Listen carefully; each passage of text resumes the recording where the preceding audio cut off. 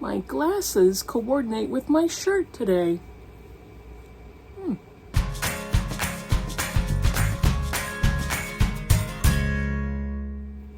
Hey Booktube, it's Kim at Middle of the Bookmarch, and this is my Bookish week for Sunday, July 2nd. I can't believe July is here. It's here. It's my birthday month. It's my daughter's birthday month too, so we've got a 16-year-old and a 57-year-old. Yeah, that's me. Guess which is which? Yeah, that's me. So today I'm not here to talk to you about my birthday. Today I'm here to talk to you about books. And I've got a bunch of books to talk to you about, even though I only finished one. I mean, only isn't only. I finished one book. And let's start with talking about that one.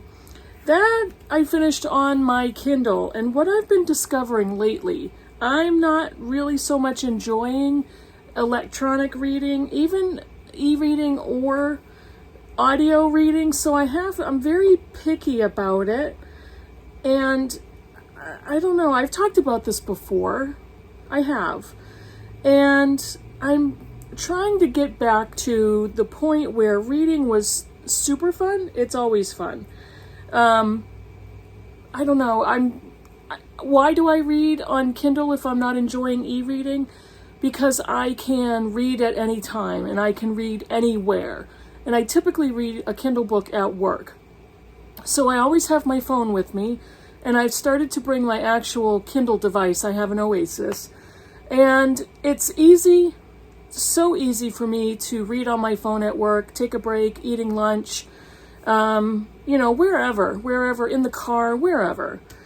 But it's just not the first thing I reach for. And audiobooks only work for me if they are nonfiction or books I've already read that I would love to hear, or classics. And the classics that I listen to are also books that I've already read. So I don't feel I miss anything, especially when it comes to fiction for classics. But the first book I finished, the only book I finished this week was from my Kindle. And this is a novel, Marriage of a Thousand Lies by S.J. Sindhu. And I'm going to insert a picture here instead of holding up my Kindle the whole time. Marriage of a Thousand Lies is the story of Lucky and Chris. They are a female and male married couple, but they're both gay. So they both serve as beards for each other. And if you're not familiar with that term, it's somebody who provides a partner or a spouse to a person who is still not out in their sexuality. And both of these characters are serving as that for each other because neither one of them are truly out to their families. And there's a reason why they have to hide their sexualities. They come from a Tamil community from Southeast Asia, Sri Lanka, and southern India.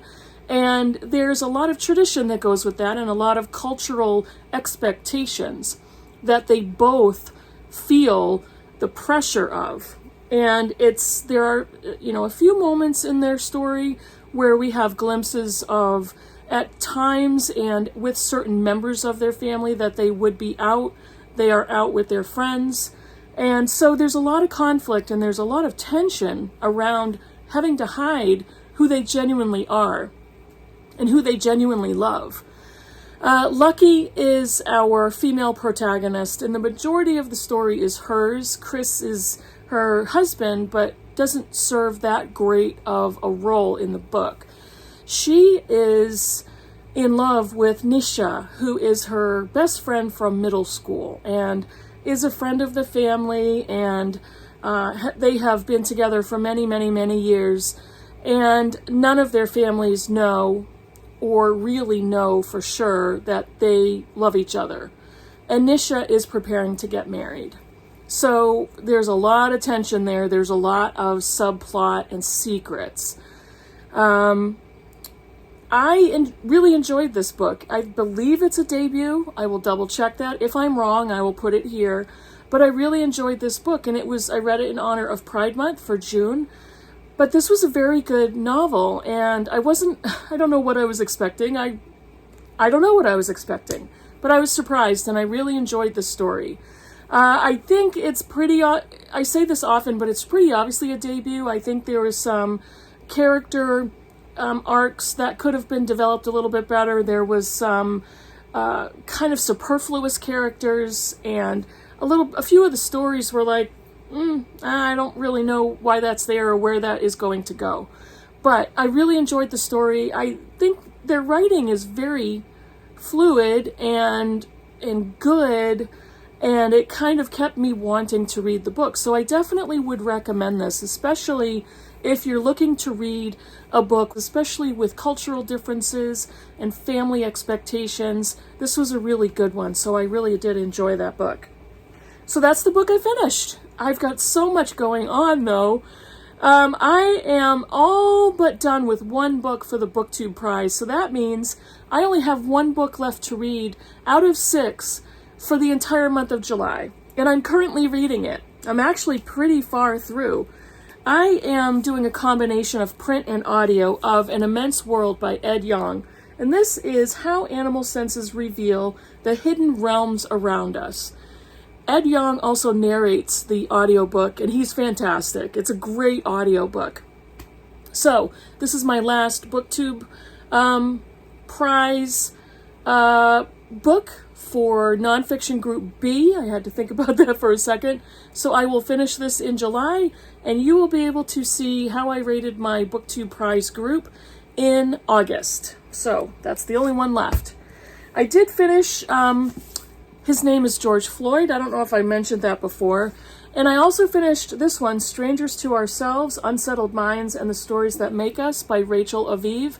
This was the last of the BookTube, the last book I finished out of my group, and then I went right to Ed Yong's book.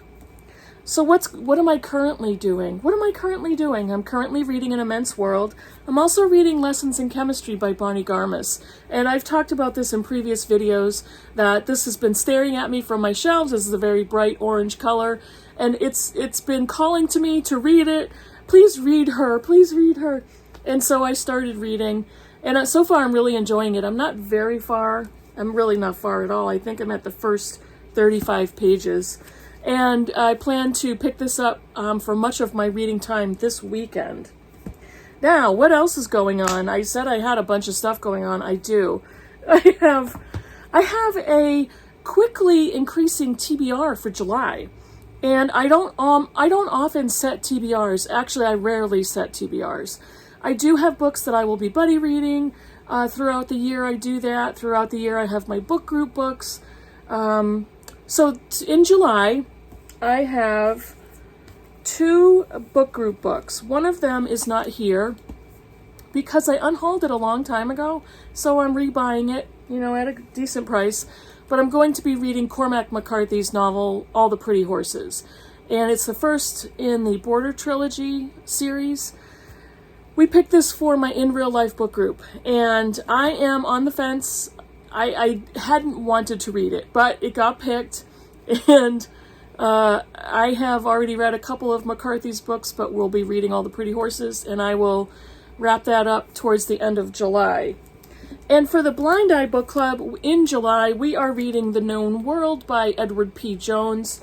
This is a book about a black farmer and his wife who are also slave owners, and the black farmer dies and his wife has to figure out how to deal with the repercussions. I'm not going to say anything more than that. That's all I want to know, but this has been on my radar for so long. That's why it's part of the Blind Eye Book Club, and we'll be reading this for the month of July. What else is coming up? I have actually several buddy reads. I have a buddy read with Heidi at My Reading Life and Joe Smith. We're going to be reading Do Not Say We Have Nothing by Madeline Tien. This is maybe the last book on Heidi's Ancient TBR, and this one was published in 2016. I've had this on my shelf for quite a while as well, and Joe and Heidi and I decided we wanted to read this for a buddy read, so we will be reading this through the month of July. And I have 2 books and a read-along that I'm going to be doing with Britta Bowler. This is the first buddy read. We are continuing our project of reading Irish women novelists. And the first one we're going to start for this month is Mary Costello for Academy Street. And this is an Irish Book Awards Book of the Year. It's a very short one. This is 177 pages, but it's actually quite a little book, so it's going to be a pretty quick one. Tess Lohan appears to be a quiet child, but within lies a heart of fire. A fire that will propel her from her native Ireland into the hurly-burly of 1960s New York in a quest to find belonging. That's all I want to read. So I'm going to be starting this. Actually, I'll probably be starting it today as you're watching this video. And we have another book that I don't remember the title for. It is a Nora Holt novel. And I will put the picture here because the title is completely slipping my mind. We're also going to be reading that together. I'm not sure about that one because I don't know when the date. I had to order it. I haven't received it yet, but it's coming. It's on its way. Now, Britta is also doing a project with 12 classics written by women. And she picked out of her little bowl with the little red slips of paper. If you haven't watched her video, I'll link it below. She picked the next book for July, which is Our Nig, or Sketches from the Life of a Free Black by Harriet E. Wilson. And she'll be reading this for July. I also have this on my shelf, and I told her I'd like to read along with it. So I'm going to read along in the month of July, and she is going to post her review of this book towards the end of the month. So I'm going to be reading that. This was originally published in 1859 and neglected for over 100 years. And it's a novel which traces the trials and tribulations of Fredo, a mulatto girl who grows up as an indentured servant to a white New Hampshire family. New Hampshire, you heard it. So, yes, there were slaves in the North, unfortunately. When we think about the time of slavery, those 400 years, if not more, it's automatic, it's stereotypical that we think of the antebellum South and we think of slavery in the southern states in the United States. But there were unfortunately people who were enslaved all over the country, including in the North. And it's important that we read accurate history to understand that, it wasn't just in the states of the Deep South where people were kept as slaves. So I'm really looking forward to reading that.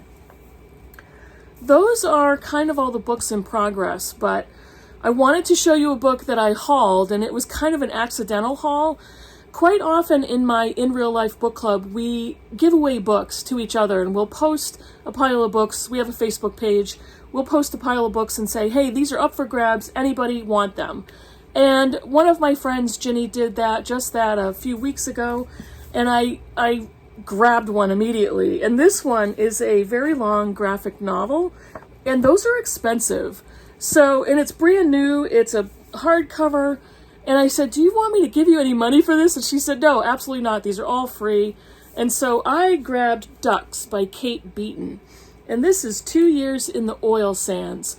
This is a graphic memoir of her escaping her very small provincial town with almost no job opportunity to work in the oil sands in Western Canada for 2 years. And I've heard excellent things about the book. A few negative reviews, but mostly positive. But I was so excited to grab that one from my friend. So thank you, Ginny. I think that's it for this week. So this is posting on Sunday, my Bookish week. I think during the week I'm going to prepare a video that I'm going to be making changes to the Blind Eye Book Club. And if you're involved or interested, stay tuned for that. That video will be coming out sometime this week. I may have 2 videos again this week. We'll see. We'll see what I have time for. What else? Along with kind of getting a better handle on what I like to read and in what format, I'm trying to go back to my first love, which is print books. I'm also trying to decide how many books I want to read at a time. Right now, I have 2 going on.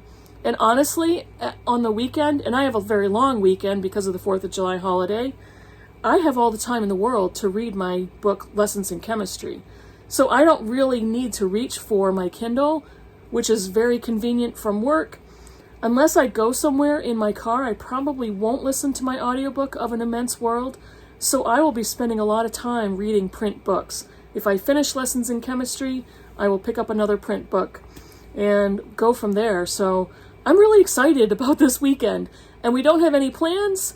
It's the 4th of July holiday on Tuesday. We really don't have any plans of doing anything.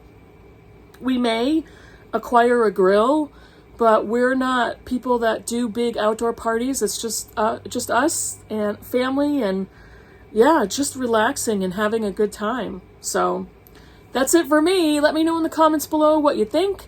Again, stay tuned for my my Blind Eye Book Club update video coming out this week, and possibly another video. And that'll be it for me. Actually, there will be another video because I always have so much to say. I've got all kinds of ideas. So let me know what you think. Write a comment down below, and I'll see you in the next video. Bye, everybody.